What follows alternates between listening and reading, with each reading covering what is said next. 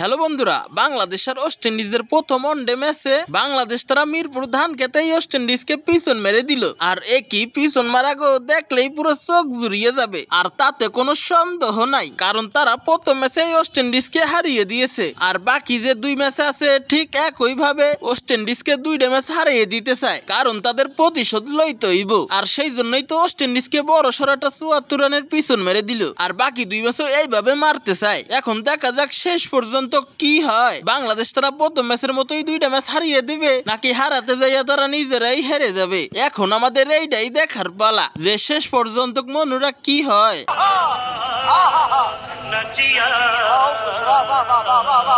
আইরে কাকা, আপনি তো ঠিকই ধরেছেন। আর সেইটা হচ্ছে ওয়েস্ট ইন্ডিজের লগে যে বাকি দুই ম্যাচে আছে, আর এই দুই ম্যাচেও একই ভাবে ওয়েস্ট ইন্ডিজকে আমরা হারাই দিতে চাই, কারণ আমাদের প্রতিশোধ লইতে হইব। আর এই প্রতিশোধ যদি আমরা না নিতে পারি তাহলে তোমাকে মান সম্মান ঠেকাই রাখতে পারতেছি না। কারণ ওই যে আফগানিস্তানের লাগে ওয়ানডে সিরিজটা আমরা হাইরে গেলাম, আর তারপরে তো বাংলাদেশের জনগণ আমাকে উপরে খেপে গেল।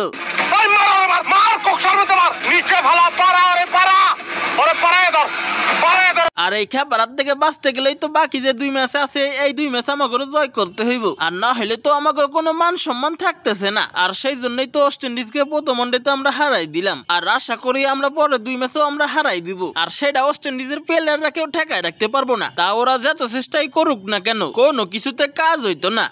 আল্লাহ তোমার কাছে বিচার দিলে। আরে বেটারা, তোরা বেশি লাপালাপি করিস না রে, কারণ আমরা তো প্রথম ম্যাচে বেটা ইচ্ছা করে হাইরে গেছি রে। আর তাতেই তোরা বেটা অত লাপালাপি করতেছস রে। বেশি লাফালাপি করিস না রে বেটারা, কারণ ম্যাচ কিন্তু বেটা এখনো দুইটা বাকি আছে। আর এই দুইটা ম্যাচ বেটা কিন্তু আমরাই জিতমু, কারণ প্রথম ম্যাচ বেটা তোমাগরে জিতাই দিছি। আর তোমাগরে প্রথম ম্যাচ জিতাই দিয়ে আজকে এই অবস্থা। দর্শক বন্ধুকে না দেখাইলে তো হয় না। এই দেখো, তাহলে বুঝো বাংলাদেশে আমরা প্রথম ম্যাচে জিতাই দিছি, তারপরে ওরা এই পরিমাণ নাচানাচি করতেছে। আর বাকি যে দুই ম্যাচ আছে ওই দুই ম্যাচ যদি বাংলাদেশ ওরা হাইরে যায় তাহলে ওকে কি অবস্থা হবে তোমরা একটু চিন্তা করো তো। একবার ডিপলি চিন্তা করতো, এটা কি মানা যায়? আর সেই জন্যই কই বাংলাদেশের প্লেয়াররা বেশি লাফালাফি করো না, কারণ বাকি যে দুই ম্যাচ আছে ওই দুই ম্যাচ বেটা আমরাই জিতমু। আর সেইটা আমাকে তোমরা কেউ ঠেকায় রাখতে পারবা না। আইরে বেটারা, তোগো ফাপর বেটা বাদ দে, কারণ বেটা মিরপুর ধান ক্ষেতের পিচ দেখে বেটা আমাকেই মাথা ঘুরে গেছে গা। আর এরকম পিছে বেটা আমরা বাপের জন্ম খেলি নাই, আর এরকম পিছে বেটা খেলেই আমরা তো ঘরে হারাই দিছি। আর তোরা বেটা কজে আমাকে ইচ্ছা করে তোরা জিতাই দিছস, ওই ফাপর বাদ দে রে বেটারা, কারণ বেটা এখন আমরা প্রতিশোধের আগুনে জ্বলতে আছি। আর এই আগুনে বেটা তো করে জ্বালাই পুরাই আমরা শেষ করে দিমু। আর সাথে সাথে বেটা তো করে আমরা হয়টাশো করবো। তাই হুদাই আমাকে সামনে ফাপর মেরে কোনো লাভ হবে না রে বেটা। আর দ্বিতীয় ম্যাচের লাগে বেটা তোরা রেডি হ, কারণ দ্বিতীয় ম্যাচে বেটা তো করে হারাই আমরা সিরিজটা জয় করব। আর তোরা বেটা যদি দ্বিতীয় ম্যাচ জিতার লাগে চেষ্টা করস, কোনো কিছুতে বেটা কাজ হবে না নে, কারণ দ্বিতীয় ম্যাচও বেটা আমরাই জিতবো। তাই তোমাদের চেষ্টা করেও কোনো কিছুতে লাভ হবে না নে, বুঝছো মনুরা? আইরে বেটারা, ওইটা তো খেলার মাঠে গেলেই দেখা যাইবে এনে কেডা বেটা দ্বিতীয় ম্যাচ জিততে।